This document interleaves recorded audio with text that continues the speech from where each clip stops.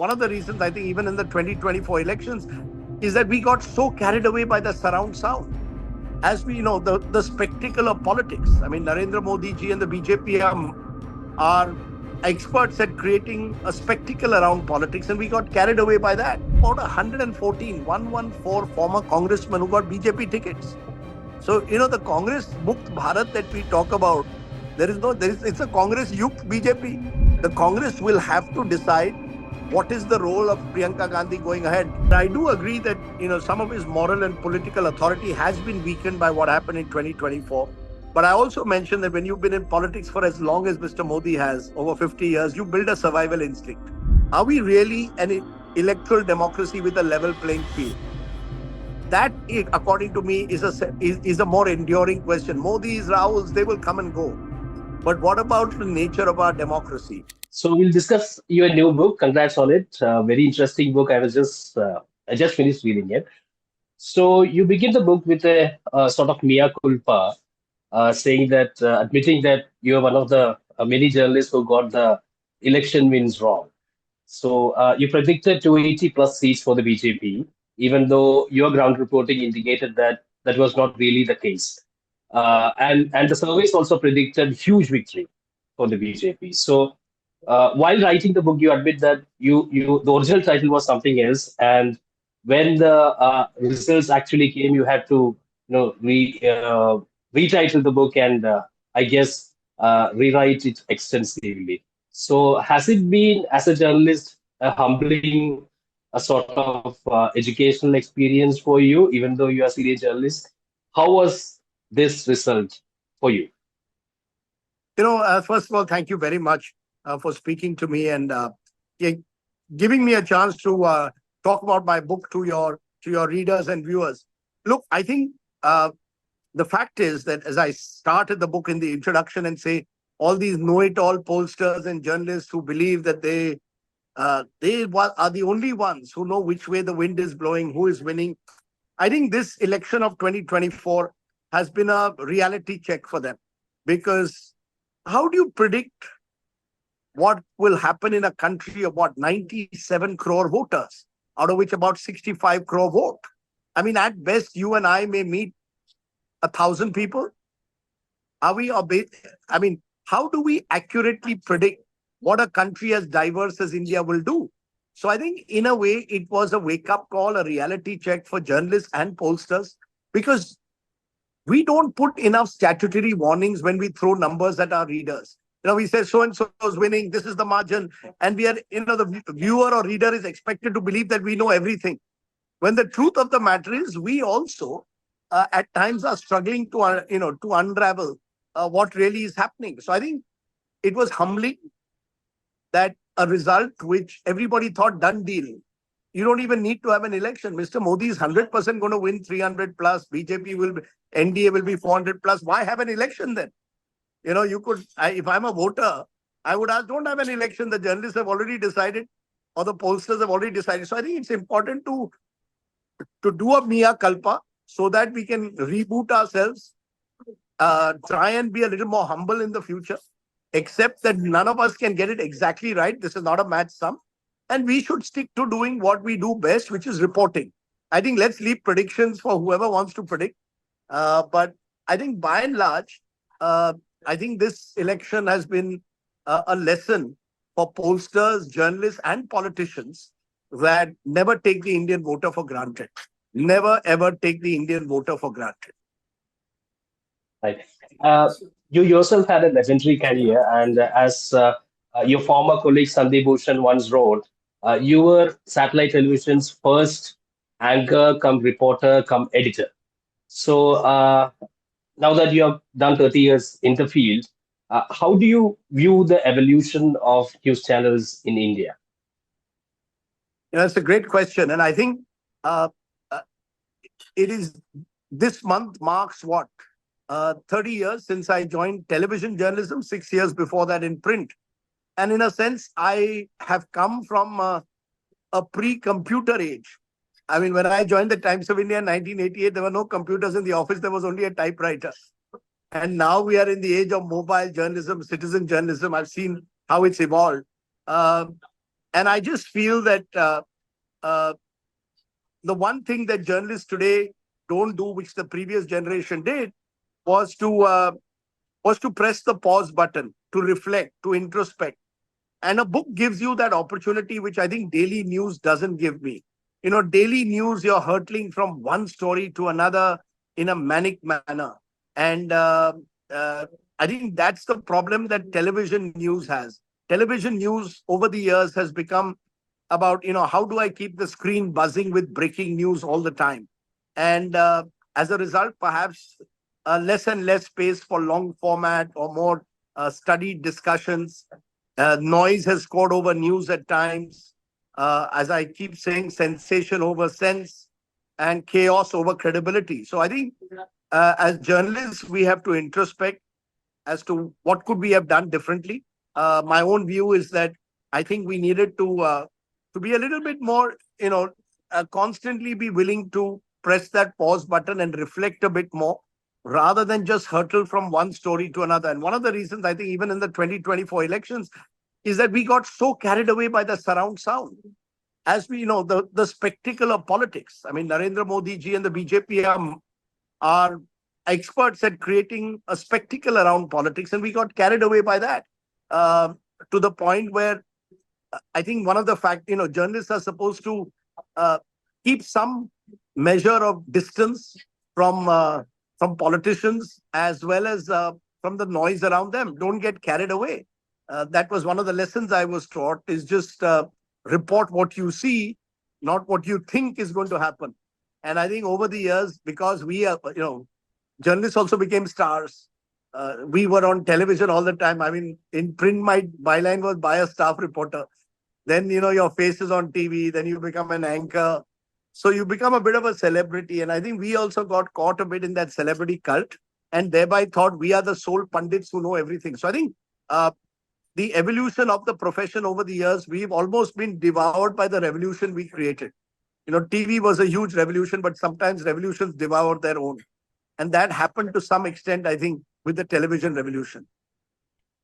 One thing that I found interesting while I read the book was that I thought about the intriguing history that news channels have in India. Uh, in the early satellite television, particularly, CNN's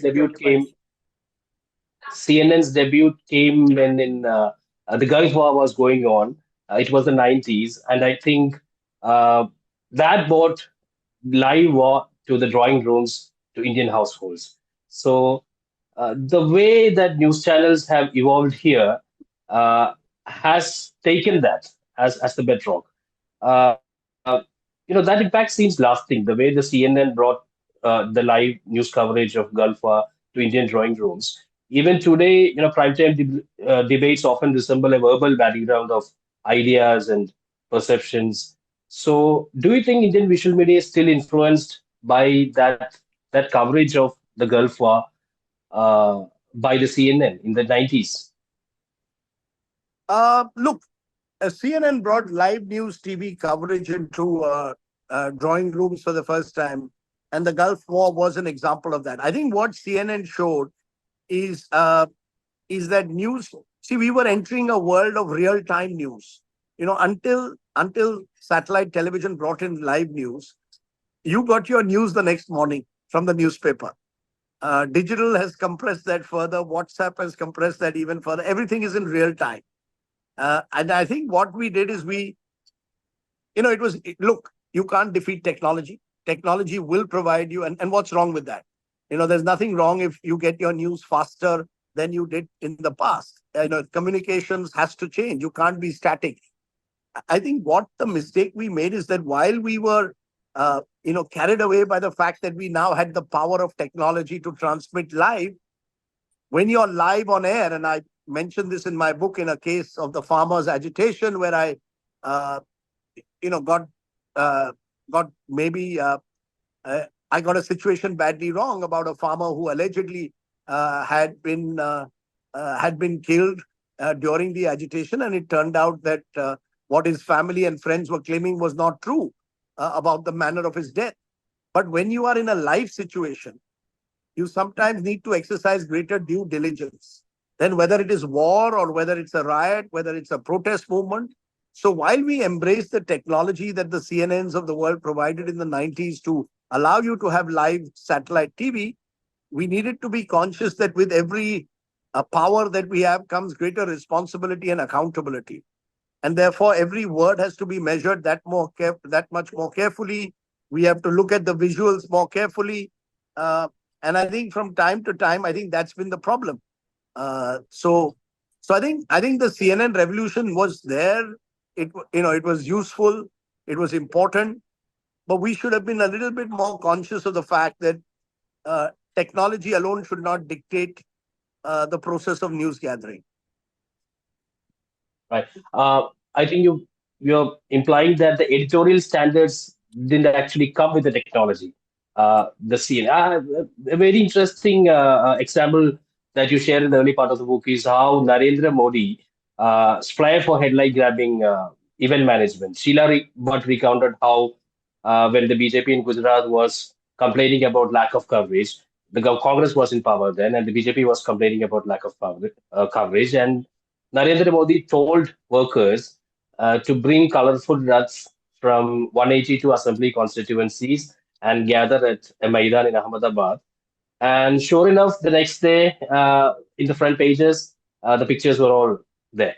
So, do you think that the effectiveness of such stunts, such events, in securing media coverage and amplifying the party's message, uh, has now come to define Indian politics?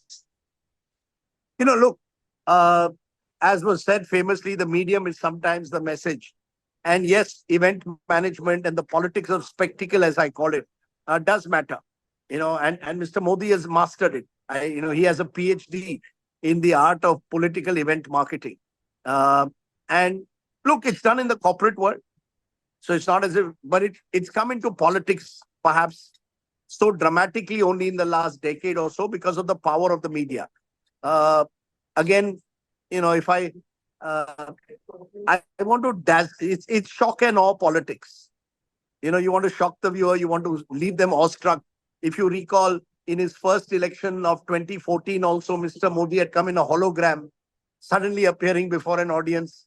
By 2024, he's again uh, at every billboard. He's there at railway stations. You can click a selfie with a Modi photograph, and he's there on billboards. So he just the aim was to invisibilize the opposition. So this politics needs resources. This politics of event marketing also needs a lot of resources. So not everybody can do it, even if they want to. So I think let's also be clear, while it is necessary, it's not sufficient. You're not going to win or lose an election only because how well you do event marketing. Why would a Mayawati then have won UP in 2007, a majority victory, or there are leaders who've stayed away from it. Naveen Patnaik, for example. I don't recall Naveen Patnaik doing the politics of spectacle. If you can do it successfully, good luck to you. It's one of the many weapons you have, but it's not your only weapon. That's the way I would put it. That it's the politics of spectacle, but it's the politics of spectacle also has its limits. I don't think Mr. Modi only wins because he's a good event manager. Let's be fair to him. There's a whole machine that works with him. And without the machine, I don't think he would be half as successful, even though he has these event marketing skills. Yes. In the book, you mention an intriguing encounter with Rakesh Tikar during the peak of the farmers' agitation.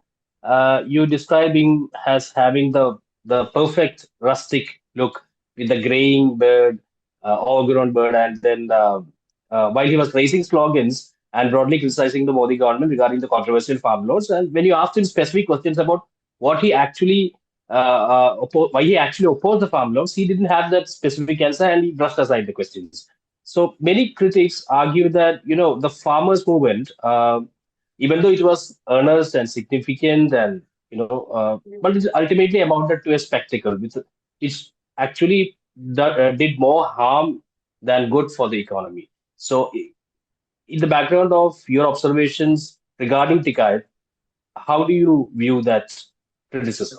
Look, my own sense is that uh, the farmers' agitation, in a way, showed that even civil society can use the power of this multimedia uh, sort of weaponry to amplify their protest.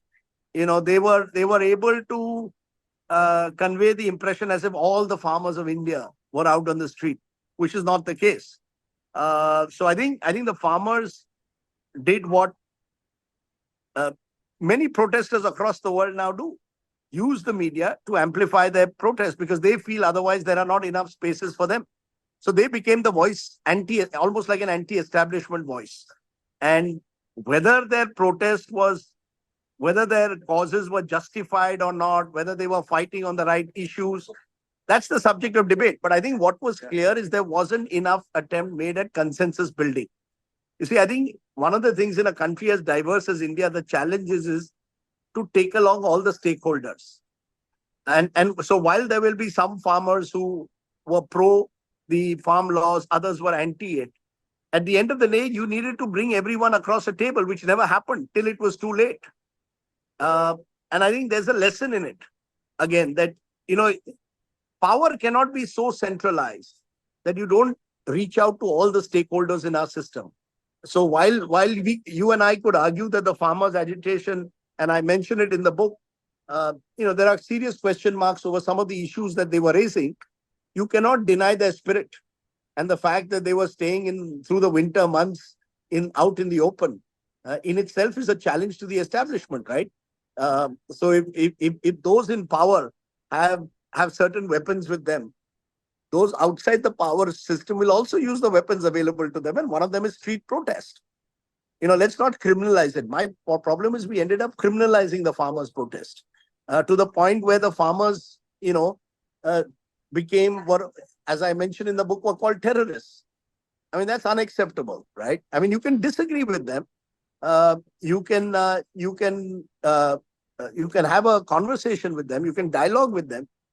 But I think that's where the government got it wrong, that they treated the farmers as almost as enemies of the state. And while, as I say, and you're right, while the laws itself had much to commend and could have helped farmers in some ways, there were other aspects that were worrying. And the way to do that is to do it through dialogue, to do it through consultation. But had the Congress been in power, I think you suggest in one part of the book that they would have come out with the same set of, similar set of farm laws. But then when the agitation happened, uh, as the BJP said, they sort of politicized it. So how do you view that? Look, I mention it in the book. In Indian politics, where you stand depends on where you sit. Narendra Modi was Gujarat Chief Minister in 2012, and then he was pushing for a legal guarantee for MSP when he was Gujarat Chief Minister. The moment he comes to power, he recognizes the limits of doing that. Likewise, the Congress in their manifesto would often speak about a legal guarantee for MSP, but when they were in power, didn't actually go ahead and do it. Right? It's much easier when you're in opposition to oppose. When you're in power, you come with the responsibilities that come. So where you stand depends on where you sit in Indian politics. Uh, in the opposition, you say one thing; in the government, you say something else. And that's true of so many instances that I cite in the book, where political parties seem to do something very different when they are in opposition, and do exactly the opposite when they're in government. Do you think that's the ultimate problem in Indian politics? Like if you look at the US, the Republican Party and the Democratic Party, they have certain core ideals and core beliefs that they don't compromise on. But when it comes to India, the two main national parties, they seem to, change their positions as per the needs of the hour. So how do you view that? There are ideological fault lines in this country as well. I mean, on certain issues like secularism and all, there are ideological fault lines. I wouldn't say that, there is no ideological fault line at all in India. There are certain core issues that seem to differentiate parties, but over time, ideology seems to matter less and less because all that seems to matter at times is a power grab. You're looking to grab power, whatever it takes. Now, once that philosophy enters and once that philosophy is almost, it's celebrated. Arey, wow, master stroke. If someone breaks someone else's party, it's called a master stroke. Now, I don't think it would be called a master stroke in the West, right? If you broke someone's party, or if you took your MLAs in shiftily in the night to a hotel resort and kept them there and broke a party. I think the problem is our party system, and both inner party democracy is a problem across parties. We have the cult of the supremo, who's to challenge people within a party. If we had more inner party democracy, that would help. And if we had certain moral, ethical standards for public behavior, maybe we have to do it legally. That if you switch parties, you can't contest elections for 10 years. Something like that. Some kind of, or at least no, you can't hold an office of profit like a ministership. So we need to create some checks and balances in our system, because otherwise the system has broken. I think the party system in the West is still intact. You mentioned Democrats and Republicans. Broadly, whether it's voters, registered voters, whether it's party leaders, it's in India, unfortunately, that party system has broken. And I think that's why you need some kind of a fix for it. One part of the book that I found particularly engaging was the West Bengal narrative featuring Saurav Ganguly, Jay Shah, Mamata Banerjee, Abhishek Banerjee. So here's a broader question that I think even I find perplexing. West Bengal is one state, I think, alongside Gujarat, that is considered fertile ground for the kind of polarization politics that the BJP is accused of. And historically, also, if you consider figures like Mukherjee, Shyama Prasad Mukherjee, West Bengal has also been home to a certain intellectual stream that has enriched the Sangha Pariyar politics. And the BJP has tried every trick in the book to capture the state. But even that hasn't really succeeded. So, what prevents the BJP from cracking the West Bengal code? Look, I think it's the same thing that prevents the BJP from cracking the code in some of the southern states, like a Kerala or a Tamil Nadu. These are states with strong sense of their own sense of culture, a pride, certain cultural pride, a sense of cultural subnationalism, if you want to call it that, a strong sense of linguistic pride, whether it's in Bengali, whether it's in Malayalam, whether it's in Tamil. Therefore, Hindutva as an ideology will never be fully able to, Hindutva tries to override that. And I think that leads to resistance, because, the BJP has never been able to fully embrace the notion of Bengali subnationalism and what it means, which of course includes, as you say, leaders, the likes of Saurav Ganguly, for example, are part of this, Bengali cultural ethos. So whether it's a Saurav Ganguly in Bengal, if the BJP had Bengali folk heroes on their side, it might make a difference. Because you can't be seen as a Hindustan party and then expect these states like Tamil Nadu, Kerala, or West Bengal to embrace you, because they have their own competing strong regional identities. So the BJP has found it much more difficult to challenge the regional identities. Then they have a national party like the Congress. I mean, you look at the BJP's track record vis-a-vis the Congress in the last 10 years, is much better compared to the regional parties. So I think the BJP has to regionalize itself almost to win Bengal in a strange sort of way. They have to identify themselves more and more with the regional ethos of Bengal. Yes, of course, there are structural reasons for it, for the BJP's failure in capturing Bengal, but then there is also the powerful figure of Mamata Banerjee, a very combative figure, which some people think that a combative figure like her is needed nationally to defeat Modi and the politics he represents. Uh, is the success of Banerjee because of the unique factors that play in Bengal, which cannot be counted on or replicated in national politics? That's an interesting question, but I don't think, you see, what is the strength for Mamata in West Bengal becomes a weakness nationally. And I explain it in the book when she goes to Goa, for example. The Trinamool thinks that, Goa also has a large minority population like Bengal has. These are fish-eating states, they are coastal states, large minor, we'll be able to succeed there. The west coast of India is very different to the east. So the strength, so when she goes into Goa, she's typecast as a leader of Bengal. Even the local leaders say, why should Kolkata decide for us in Goa how we will run up? So This is the problem regional leaders have had over the years from NTR onwards. Look at so many regional strongmen, MGR, NTR, dominant in their home states, but unable to actually grow beyond those. So I think that's the problem that regional leaders have. So, one of Mr. Modi's great successes is that he was able to move from being seen as a successful Gujarat chief minister to become a pan-Indian leader. But, that also was enabled by the fact that he was part of the Bharatiya Janata Party. Imagine if Modi had his own regional party in Gujarat called Gujarat BJP. Would he have been as successful nationally? I doubt it.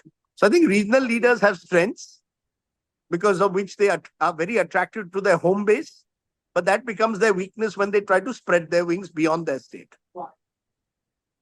So Mamata ultimately has no chance of No, defeating. I don't think so. I mean, I never said anybody has no chance, but I would be very surprised if she can make an impact beyond Bengal now. Right. What the India bloc is trying now to, gather these regional leaders together and put up a united bloc to counter the BJP's so-called pan-India type of politics. Do you think that that's a very safe or what do you call sustainable strategy in the long run? Look, I think eventually just bringing together political parties simply that we have to defeat Narendra Modi at all costs uh, cannot be the basis of long-term politics. No way. Long-term politics will have to be fashioned along your ability. See, the Congress or a party like the Congress, a pan-Indian party has to emerge to challenge Mr. Modi. We are in the BJP age because the BJP is a pan-Indian party today. The BJP picked up its first seat in Kerala in this election. The BJP won Odisha. So while they may have lost ground in Uttar Pradesh, they picked up parts of the country they'd never won before. You need a pan-Indian party, not a pan-Indian coalition, but a pan-Indian party eventually to challenge the BJP. But yes, you also need, because of the diversity dividend, as I call it in India, political parties that represent different, India is a coalition in some ways. So there's nothing wrong if political parties were to ally with each other on a common minimum program, which must go beyond just anti-Modism. It should also involve certain policies, principles that you embrace consistently. You cannot be like Aam Aadmi Party and Congress, you're fighting each other in Punjab, but you're allying in Delhi. Voters see through it, right? Then it is seen as all transactional opportunism. You have to find a way in which you can forge an alliance that goes beyond just election to election. Can you forge a common identity, a common manifesto? And the opposition has not been able to do that. And unless they do that, Modi remains still, at least as a party, and the BJP remains a dominant party of the country as a result. But many of these leaders who are part of the India bloc or who are cooperating with the India bloc, they are former congressmen, Sharad Pawar in Maharashtra, Mamata Banerjee in West Bengal, So, or even, yeah, so even those who are against the India bloc, Jagan Mohan Reddy, for example. So do you think that it's a structural problem that the Congress is facing, that it's not inclusive enough to, accommodate leaders who were once part of its fold? And now they're treating it as regional parties with regional supremos, and they're trying to ensure that there is cooperation nationally so that the Congress comes back to power. It's an interesting scenario. How do you think about that? no, I think it's fascinating what you just said, because I once counted there were 9 or 10 chief ministers of this country who were former congressmen about a year ago. At the same time, there were, and I mentioned this in the book, there were about 114 former congressmen who got BJP tickets. 25% of the BJP were former congressmen. So, the Congress Mukt Bharat that we talk about, it's a Congress Yukt BJP. The BJP is full of congressmen. And similarly, you've got regional parties, like you mentioned, who are also led by congressmen, Jagan Mohan Reddy, Sharad Pawar, Mamata Banerjee, a lot of the Northeast leaders. Look, the Congress was like Ganga. It was like the river Ganga. And over the years, it was a mighty river. Through time, the river started to dry up or moved into different tributaries. And the challenge for the Congress is how do you bring it all together again? I don't think that's going to be possible. But if they were organizationally better off, they might be able to challenge the BJP more effectively. Look, politics has become much more competitive. I think that's the big change over the last 20, 30 years. In the 60s and 70s, when you had a Congress dominant system, uh, politics was not as competitive as it is today, where you've got so many more claimants. Just look at Maharashtra, the elections taking place now, 6 parties across 2 alliances, several smaller parties, independents. So politics itself has become more competitive, and you've got to adjust to the competitiveness. I don't think the Congress party has fully understood that. So while they may have staged a bit of a comeback in these 2024 elections, for that to be sustained, they have to be able to create an organizational machine that is far more effective, not just to win elections, but also to enthuse people to join. Why should I become a young person joining the Congress? I have to give good reasons. The BJP has been able to do that in the 1990s during the Hindutva movement in particular, that they were able to enthuse people to join them. There is a congressification taking place of the BJP as well, where decisions are taken often by a ubiquitous high command that I mentioned in the book, the team Modi Shah. So they've also got to be wary about that. But in general, I would say the Congress party has to adjust to this new type of politics. So how should the Congress go about it, in your opinion?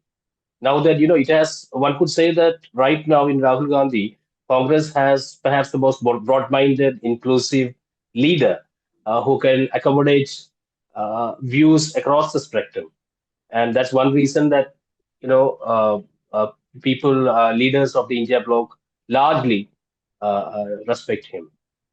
No, look, Rahul Gandhi, there are two ways to look at it. Yes, Rahul Gandhi has given the Congress a certain ideological direction. That we are going to take on the BJP RSS, that we are going to not compromise on that. We are, we're going to talk of social justice, economic justice, almost talk the vocabulary of Mandal politics when it comes to social justice, caste census. All that is very well.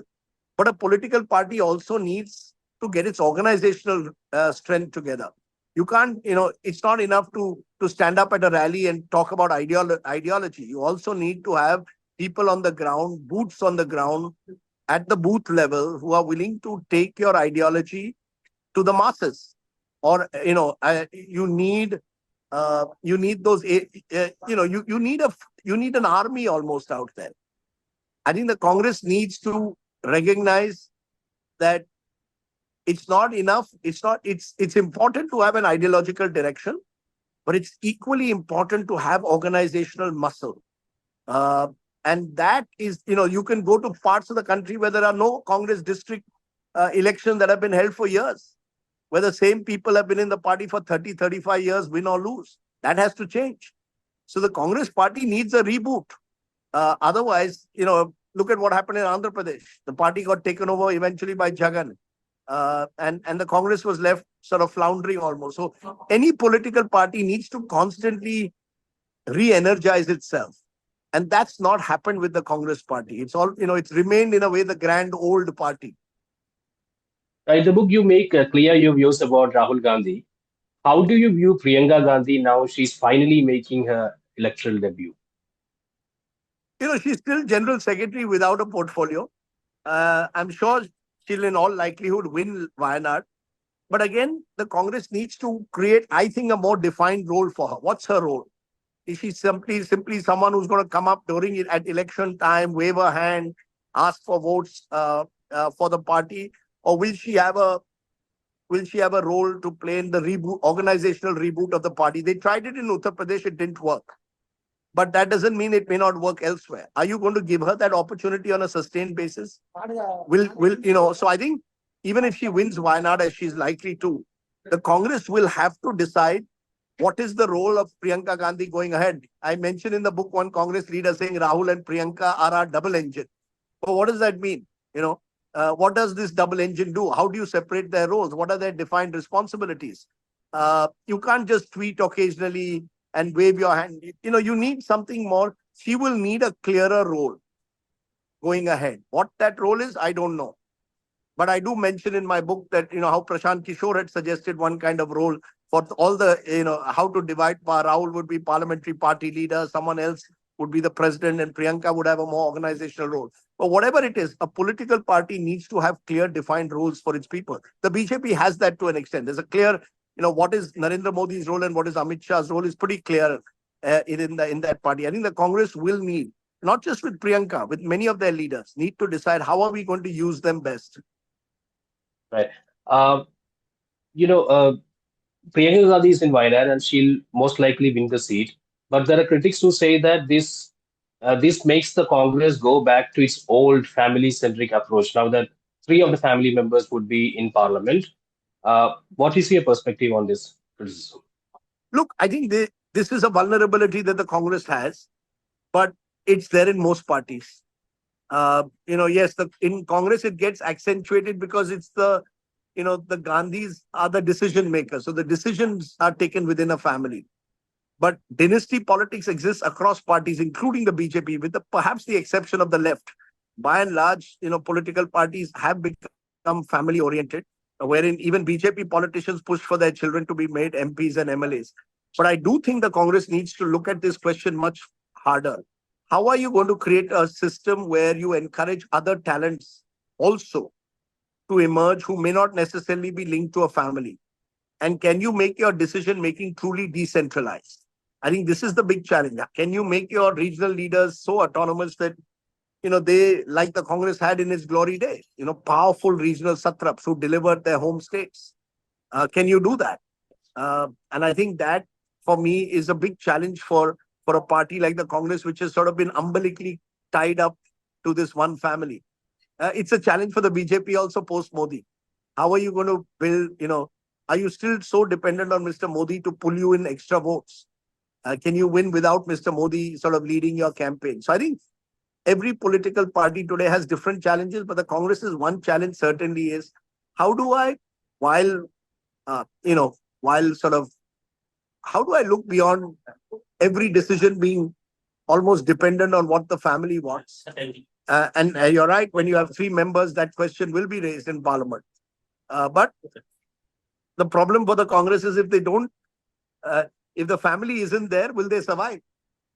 They'll just break up. Amoeba, like you mentioned, all these regional leaders, many of them broke away from the Congress. So will we have 20 Congresses in the future across different states if the Gandhi family is not there?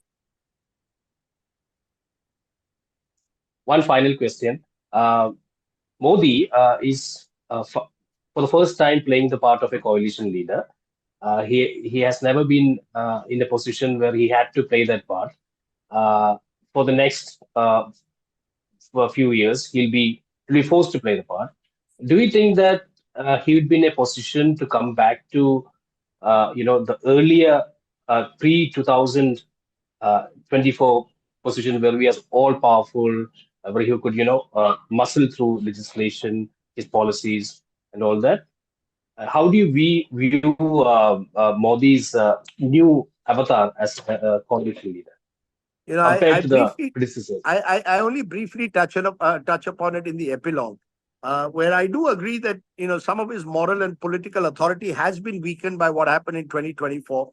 But I also mentioned that when you've been in politics for as long as Mr. Modi has, over 50 years, you build a survival instinct. So he will adjust. Look, you've been there, he's been there for so long. He knows, he's been through the ups and downs of politics. His instincts, therefore, will, I think, guide him. I would not rule him, hesitate to write off Mr. Modi. I don't see why he won't lead his party into 2029 and beyond. You could argue that the peak is over. The sense of invincibility and inevitability is over. That is arguable. But Mr. Modi is not going anywhere in a hurry, even though his critics would like to believe so. So I think it's it'll be interesting to see how that plays out in the years ahead. My bigger worry, as I say in this book, is beyond the leaders. It's the nature of our democracy, the quality of our democracy, the misuse of money power, the misuse of central agencies, the misuse of media power. Are we really an electoral democracy with a level playing field? That, according to me, is a more enduring question. Modi's, Rahul's, they will come and go. But what about the nature of our democracy? Is it really a free, fair, and truly level playing field democracy, or have we skewed the rules so badly towards one side? I think there needs to be a more vigorous debate on that. And what's the role of journalists in that debate, especially because this book you have subtitled "The Election That Surprised India." What should journalists do to ensure that the 2029 elections do not surprise them? I think just do their job better. I think be more professional and just do their job better. Realize that don't get carried away by surround sounds and echo chambers. Just if we were more professional and kept away from the sort of very hyper polarized campaign that goes on around us, I think we need to restore our credibility by doing that. So if we can do that, be a little fair in the way we cover both the opposition and the government. That doesn't mean equal time, but at least it means being fairer in our criticism and our praise. Not become cheerleaders, but at the same time, don't become constant critics, and find a way in which we can simply hold whoever is in power accountable, whether in center or states. We'll have done a decent job.